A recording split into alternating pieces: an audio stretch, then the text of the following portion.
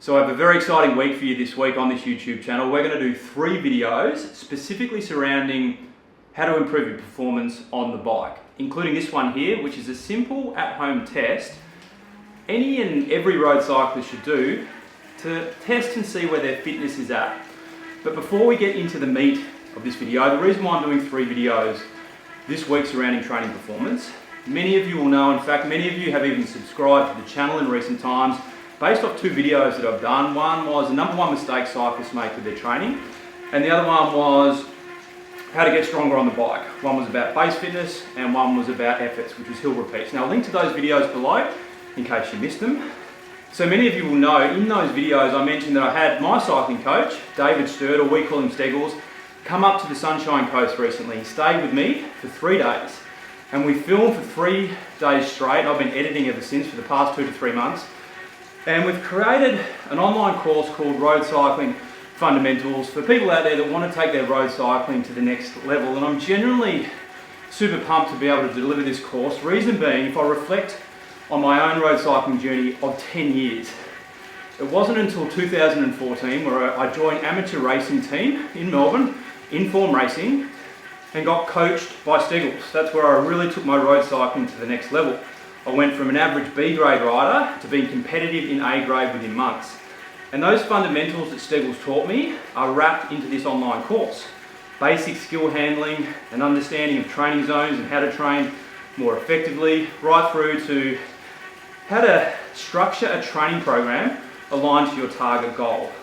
Whether that goal be a Fondo event, you might be just getting into racing, or if you're like me, you might be sort of stuck in a grade and you want to progress. Or you might just desperately be wanting to beat your mates around the block. There's a lot of value in this course. I'll link to it below as a thank you to my YouTube supporters. For those people who are interested in doing the course for the first week, I'm really eager to get people in there using it. I'm going to offer 50% off. So all the details are linked to below. And thank you to Jonathan, one of my patrons. He's the first person in there using it. He's already provided me with some feedback, which has been fantastic. I'll put his feedback in the below video description area. So let's get into this video.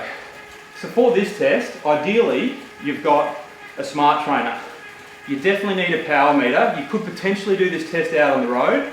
The problem is though, to keep a consistent pedal stroke the whole time, out on the road, you've got a lot of obstacles to contend with. Might be traffic lights, might be cars, it might be undulating roads. You want to keep a consistent pedal stroke in this test the whole time and keep it at a certain power output. So ideally you're on a smart trainer, which is what I've got. I'm on a Wahoo, this is not sponsored, I just use a Wahoo indoor trainer, and it's going to be connected to a fitness app, which I'll bring up on the screen shortly. And the key thing we're doing today is we're testing our heart rate. What we want to do, this is not a hard test, this is not like a step test where you're going to be smashing yourself. You just want to keep a consistent pressure in roughly your zone 2. If it's the first time you're doing this and your fitness isn't that great, you might do top end zone 1. If you're trying to figure out what your zones are, you could do watts per kilo. Just be careful you're not overweight for your height. So say I am 80 kilos at the moment, I could do 2.5 watts a kilo. I've worked out roughly my zone 2 is 200 watts.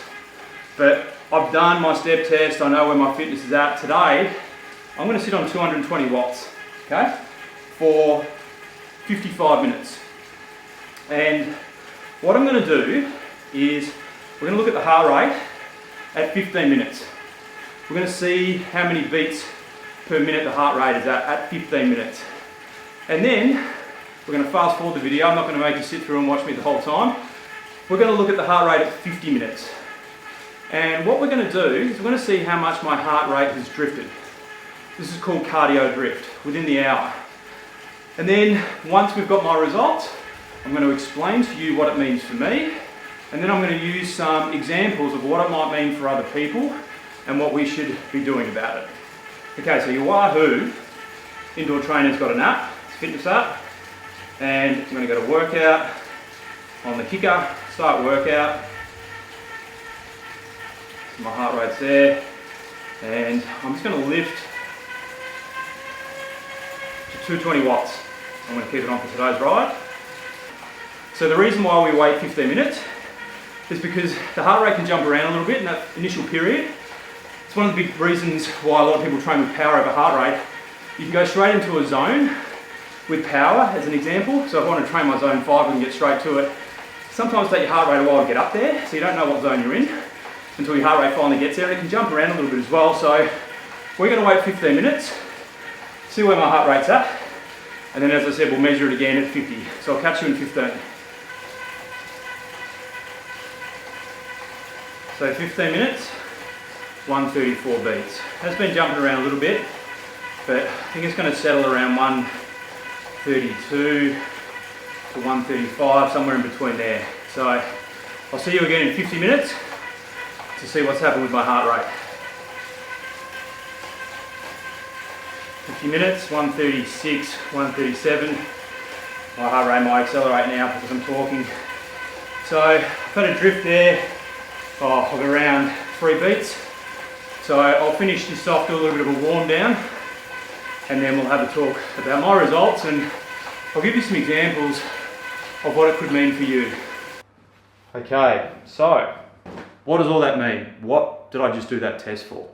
I just tested my cardio drift or my base fitness for 50 minutes, basically an hour.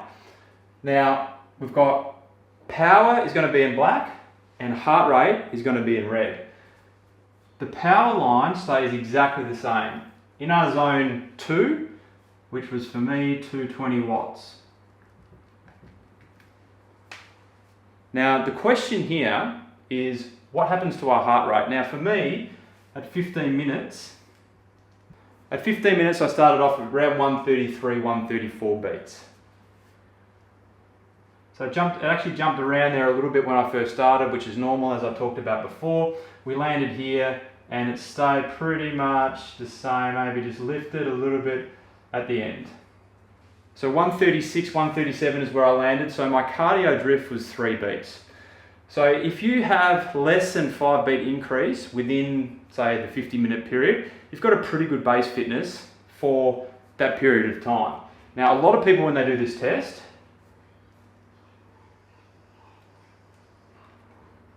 they'll be around 5 beats or 5 beats plus, which means you've got an okay base fitness, but you've got a bit of work to do. And then there is a fair chunk of people. In fact, I think a lot of people surprise themselves because they think they're pretty fit, but when they do this test, they see this.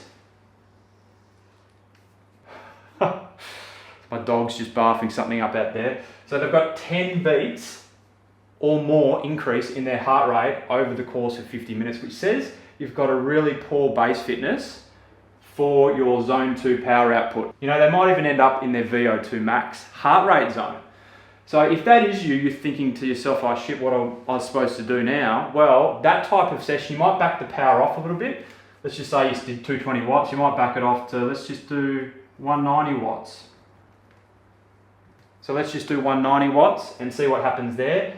Hopefully your cardio drift is bad. It'll probably still be around 5 beats, but just work on that maybe twice, 3 times a week, just on an indoor trainer like that until you start getting more consistency. Then you can increase the wattage and then potentially increase the time so you can increase your base fitness. Now, why do you want a good base? Well, it's like building a house. If you don't have a solid foundation, you can only build your house so high. So if you've got a poor base, you might be able to get to 2 stories. If you've got a solid base foundation, a solid base fitness, you might be able to build a skyscraper and you will surprise yourself. You better take your cycling to the next level. Now, the last thing I need to talk to you about is, okay, we've done 50 minutes here. What if I'm targeting an event which is 1, 2, 3 hours in length? So let's just change this. So if your target event is 3 hours in length, you want a solid base fitness, limited cardio drift for at least the 3 hours, maybe 3.5, 4. And in order to test that, obviously you can't do it, well you can, but you probably wouldn't want to do it on the indoor trainer because the indoor trainer can be anything longer than an hour, rather painful. Go out onto the road in an area with limited disruption, limited traffic if you can, consistent pedal stroke in your zone 2, and you want to work on your base fitness for, you know, if your target event, as I said, is 3 hours, 3.5 to 4 hours, so you have limited cardio drift. And then once you've done that, then is the time you start incorporating efforts into your training. What does your target event look like? Is there hill climbs? How long are the hill climbs? You start targeting your training around whatever is the requirement for that specific event. But that detail, that level of detail is linked to in the course below if you want to go there.